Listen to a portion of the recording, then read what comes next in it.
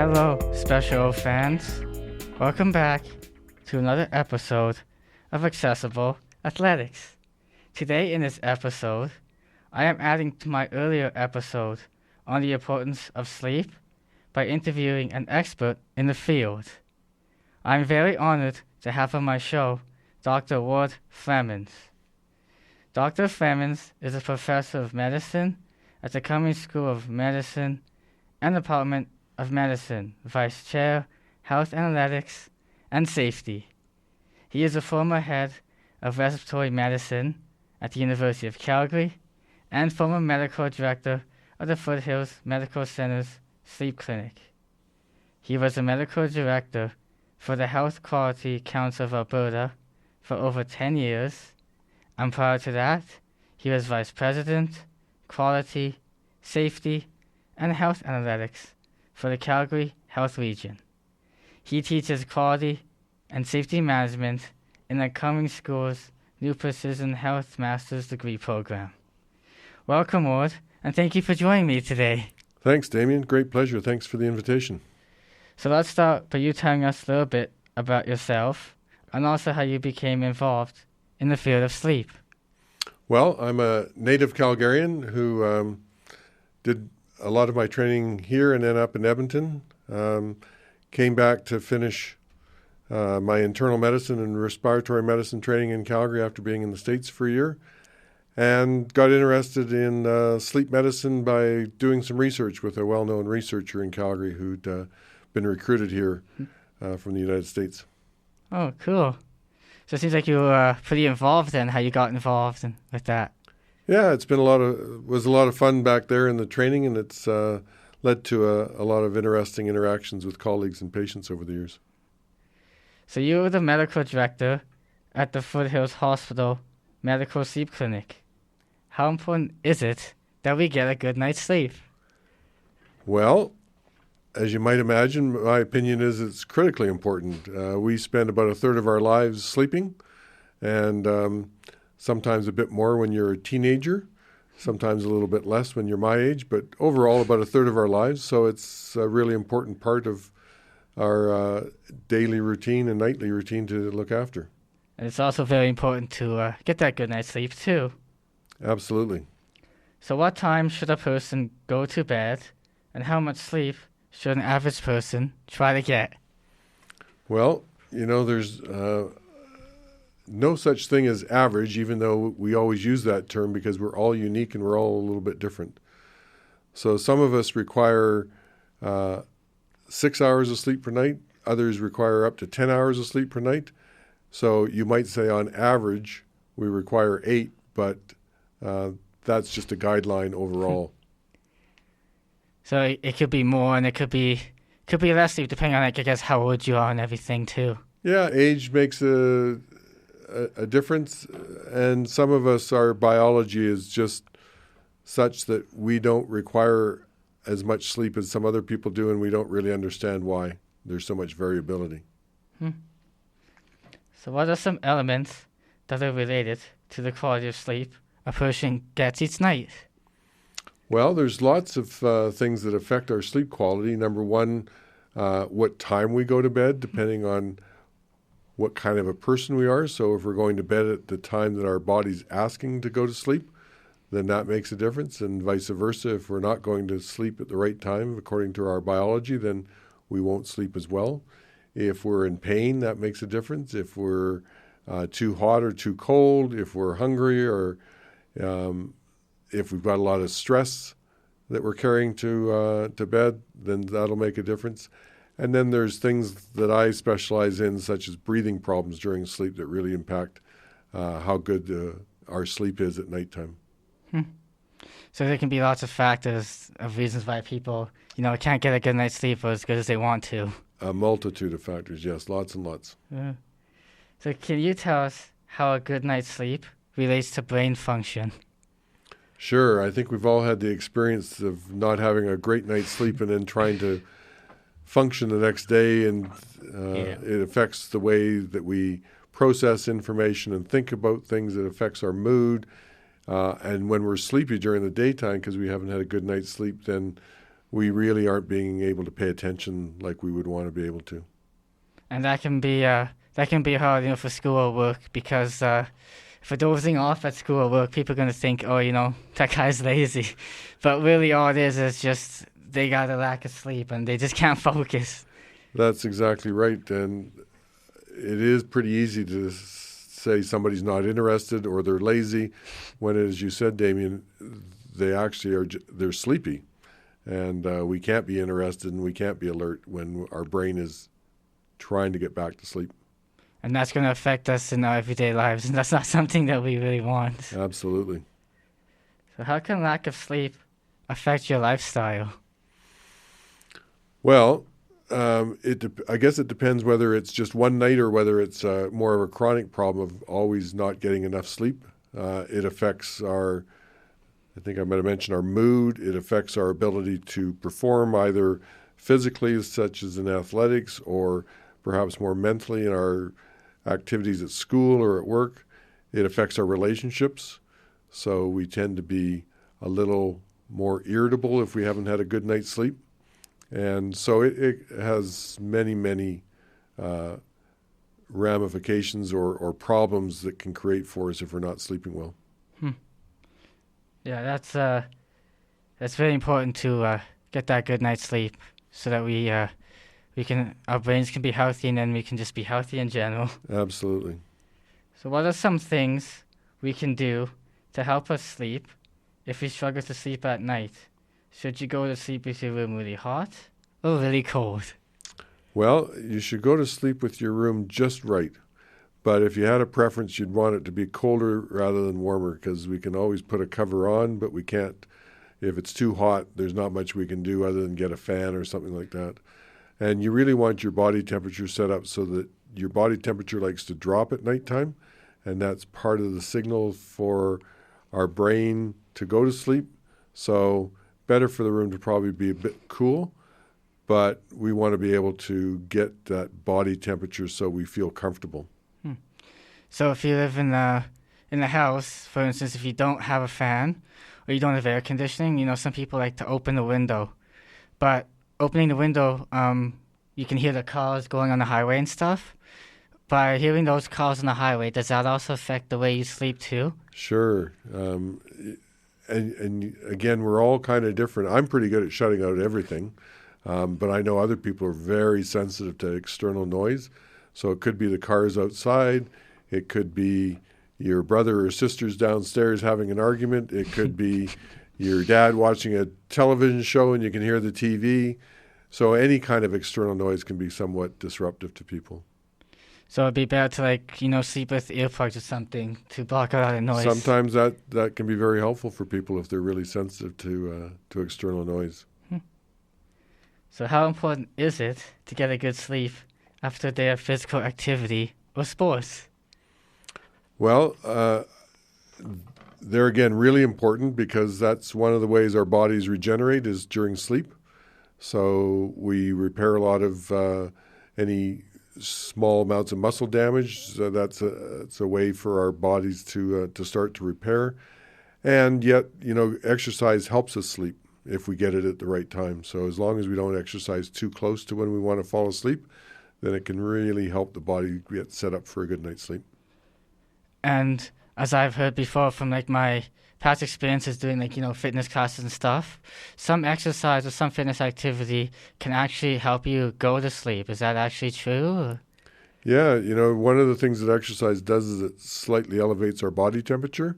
And then when we're finished exercising, that body temperature starts to drop, and that can be a signal to the brain that it's time to get some rest. And that's a very good signal that we should pay attention to. I don't think a lot of people realize that the signals that the body gives them to go to sleep. So I think it's pretty important if average people like us can recognize, I think it's time for me to go and get some sleep now. Yeah, exactly. The body temperature, light exposure. Light exposure is probably the most important thing that helps us get set up because it helps to set our internal clock and tells our brain about what time it is. And that, in turn, triggers a whole bunch of hormones being released that signals to the rest of our body, it's time to sleep now. Yeah, which is very, very important to recognize those hormones and those signs. And the other thing that really helps to coordinate that for our brains is when we eat. So exercise, eating, light exposure, those all help to set our internal clock to say, oh, it's time to go to sleep. Oh, it's time to wake up. And if we're paying attention to that and we're doing it regularly every day, then that can be really helpful for our sleep. So then that would also be a good idea, like something like an eye mask or something just to block out that extra light. Yeah, just like some people are really sensitive to noise, other people are really sensitive to external light. And as we know, even if we have our eyes closed, we can still sense light. So some people need the eye mask, some people need the earplugs if there's a lot of external stimulation there. Yeah, that's all very, very important information that about sleep that everybody should know. So this is a lot of great information for our listeners on the importance of sleep in our lives. But recently, you also helped out volunteering with the Special Olympics pickleball program. How did you become involved in that? Well, I can credit my partner for urging me to pick up pickleball last year. And so thanks to that, I started playing at drop-in. And through that, I then met up with Peter, who we both know, and then met Jean by taking some lessons, some pickleball lessons to sort of start to hone my skills. Oh, nice. Did you find that the lessons helped you with your pickleball skills?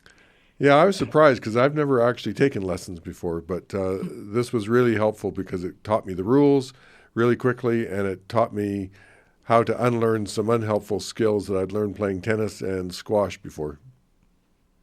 And it's so, it's a sport that, there's actually not a lot to it, but there's skill to it. Like, you have to know how you hit the ball. You have to know, the rules of, if you're in the kitchen and everything. So it's kind of like tennis in a way where there's, a lot of rules and stuff that you have to follow for it. Yeah, there's quite a few rules, but as we both know, you can pick up a paddle and start playing with some friends and not have to spend a lot of time learning. It's pretty intuitive to pick it up and just start playing, and you learn as you go.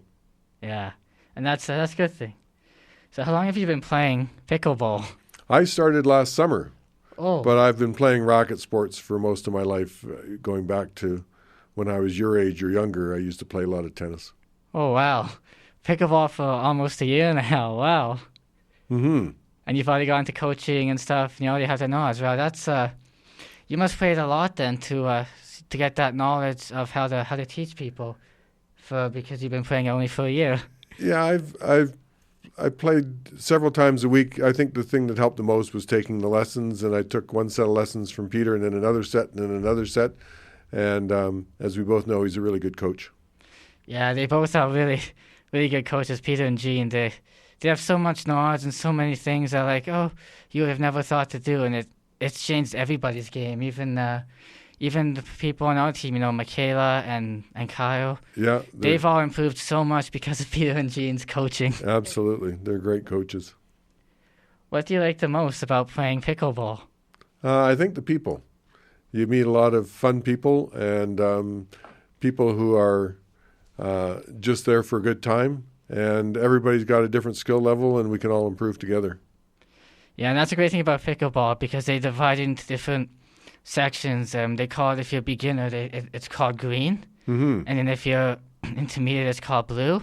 And if you're advanced, it's called red. So pickleball has those sections that you can go in. If you think that you're beginner, you can go and play with all the beginner players or the green players, all the red players, and that's also a good thing that pickleball is defined like that. Most sports don't have sections that are specifically, like that for beginners. Yeah, and it's helpful, as you know, because then you're not playing with people that are a lot better than you, where you feel maybe I shouldn't be doing this, or vice versa. And so, yeah, it's helpful to get playing with people that are about your same skill level. Yeah, because we all know that it's not very fun playing with somebody who's you're a beginner, they're absolutely smashing on you. That's right. Not fun. No, that doesn't feel good. No.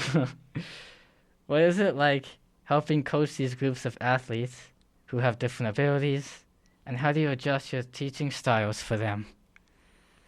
Well, it was one of the best things I did for the last year was to get involved through Peter and Jean with the Special Olympics and the special athletes.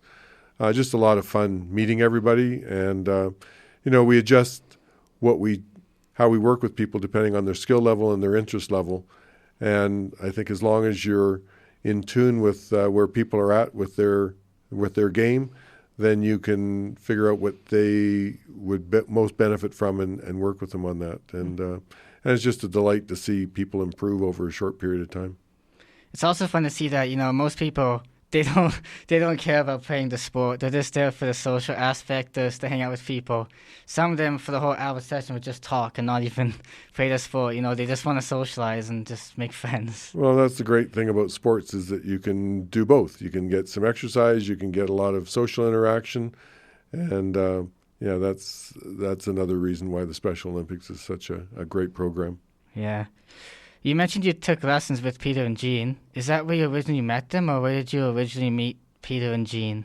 Yeah, I just randomly signed up for a lesson on pickleball so I could learn it quickly, and Peter and Jean happened to be the coaches that were running it. So once I met them, and then they said they were going to run another lesson for a slightly higher level, I just signed up for another lesson. So, yeah, I just kept going. Nice, yeah, and it's a lot of fun. It's a very fun sport to play. It really is. And the great thing about pickleball, too, is you can play it all year. You can play it inside, outdoors, in the middle of summer, even in the middle of winter, inside. That's really the great thing about that sport. Not many sports you can play, year-round, but pickleball is one of those sports that you can play year-round, and it's really cool that you can do it like that. Yeah, and I think the thing that helps for indoors is you can play in a gymnasium. You don't have to look for a special pickleball court indoors. You can just pick up and head to a gymnasium, and there's so many community centers now that have made it accessible for us to play there. It's really great. Yeah, and there's lots of more and more drop-in, too, that you can join. Yes. So as you know, Ward, my show is all about helping Special Olympic athletes to live a healthy lifestyle. Based on your wealth of knowledge and experience, what changes have you seen from athletes when they implement healthy choices such as physical activity? Yeah, I think physical activity is one of those things that we recommend through our entire lives, even up when people get into their 80s and their 90s. The more active you are, the healthier you are. The more agile you are, the more stronger your muscles are. And as we just mentioned, it also gives you the option and the ability to interact with others, which is really another important part of our healthy lifestyle, is being interactive. We're social creatures, so the more we can interact with other humans, the better. And the more we can keep our muscle strength up, the better. So exercise is such a key to all of that. And you can even exercise all the time, even if you're playing sports, you're not playing sports. So that's really the great thing about exercise. Right. You can go for a walk, and that's exercise. And even better if you go for a walk with a friend or somebody you've just met. Just being out there with other people is really, really advantageous. And that's good for mental stimulation, too. It really helps us to, just feel great during the day. Like, oh, I got out, I met people. It just makes us happier in general instead of just being locked up in the house, playing video games or watching TV. Absolutely. So what kinds of healthy choices can athletes make outside of physical activity to stay healthy? Well, I think the key things about staying healthy and healthy choices are, and since we're focused on sleep, is making healthy choices about prioritizing our sleep, because it's such an important part of our lives. So that means having a regular schedule of going to bed at about the same time, getting up at about the same time, making sure you have enough sleep. That sets you up for success the following day. So that's really important. Eating good stuff sets us up for being physically well, and then making sure during the daytime that we get enough physical activity. Those are, I think, some of the key things to maintain our health. And what about screen time? There's a lot of people that will watch TV before they go to bed or go on the computer before bed. Should we be eliminating the screen time before we go to bed, or how many hours should we have before we get rid of it? Yeah, I think that's a great question, Damien. I think screens are great, and we get a lot out of being on computers and and our phones and stuff. But if we can limit that and shut it down a couple of hours before we go to bed and really prioritize our sleep by doing the wind down, making sure that we don't get the light exposure, because screens do two things to us. They stimulate our brains with light, and they also stimulate our minds to be active because we want to think things through. So if we can sort of shut that down and then do some relaxing activities, then we're going to be in a better place to get to sleep well. Then we're going to feel better the next day. I know from my experience when we had the Special Olympics Winter Games in Nova Scotia, that was my first time I'd ever been, away from home in an environment for that long. And so it was kind of hard to sleep. So my roommate put on this mindfulness and meditation podcast to try and help me sleep. Is that something that you would use too to help you fall asleep? Yeah, absolutely. In fact, I teach mindfulness. That's another thing that I like to do. And it's really important. I think it's a really great technique for allowing us to get our minds focused on just one thing. And it's a little bit like counting sheep, which is what we used to tell people to do, is do something like that. But I think mindfulness is much better than that. But yeah, it's a great way to calm the mind down and keep it from thinking about so many different things. And so that's a great technique. Sometimes people can listen to some quiet music that's relaxing. We don't want things that will make our brains want to start thinking again, or will get us emotionally charged up. So whatever we can do that's unique to an individual that helps them, all the better. Yeah, and that's also very important too, and stuff too. What changes have you seen from athletes when they implement healthy choices, such as getting a good night's sleep? Well, I don't get the privilege professionally to see a lot of athletes because most people that are athletically inclined don't get sick enough to come and see me. So I tend to see people when they used to be athletes, but they aren't athletes anymore. And the reason they're not athletes sometimes is because they're too busy to exercise and they start to put on a little bit of weight. And because they put on a little bit of weight, they don't exercise, and it gets to be one of those cycles where by the time they see me, they might have too much weight on, and that gives them the added problem of having sleep apnea, which is what the sleep disorder that I tend to specialize in, which means not breathing properly at nighttime, and that's affected by age and affected by weight as two of the big factors. So if people are able to stay active, that usually helps to keep their weight under control, and that's really important. When you work with those people like that, and then you mentioned they have sleep apnea and stuff, is there a way for you to work with them so that they can reduce the sleep apnea or not have it as bad so that they can get a better sleep? Yeah, we have a really effective treatment called CPAP. It stands for Continuous Positive Airway Pressure. It's a little mask that people wear usually just over their nose. It's hooked up to a little air pump that keeps their throat open at nighttime, which allows them to breathe regularly, and then that gives them a good night's sleep again. And interestingly, for a lot of those people, then they've got more energy, so then they can get to exercise again, and then some of the weight comes off, and then they start feeling better. So it can be a really positive intervention for people.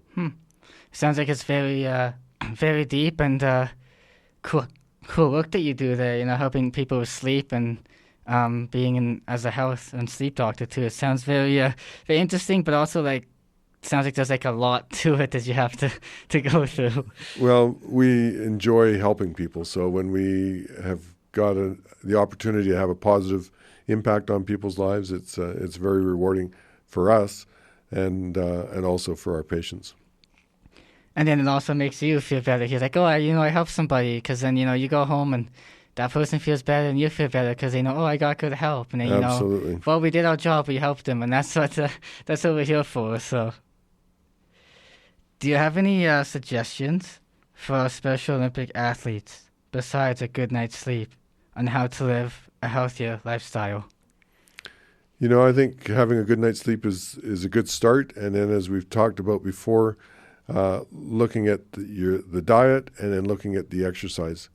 And if people can keep those three things together and stay active, then it affects their mood, affects their physical health, and all these things sort of interact with one another. So those would be the sort of the key things, I think, to keeping Special Olympic athletes healthy as well as all people.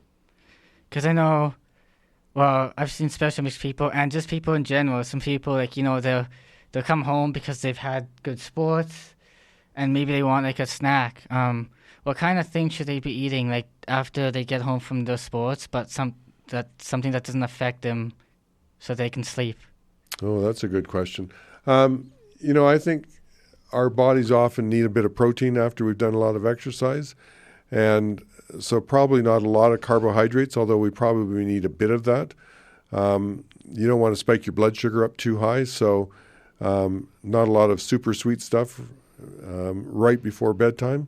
And then not eating too close to bedtime, because again, when we eat, that tells our brain, oh, we're actually needing to stay awake now because we're eating.